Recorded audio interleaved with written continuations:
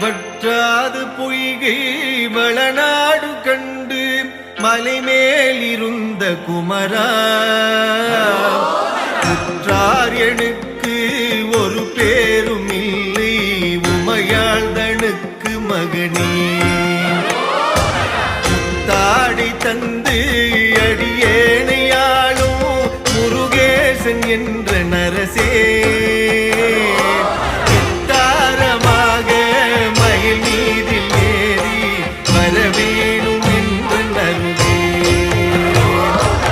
ஆலாலமுண்டோன் மகனாகி வந்து அடியாத மக்கு உதவி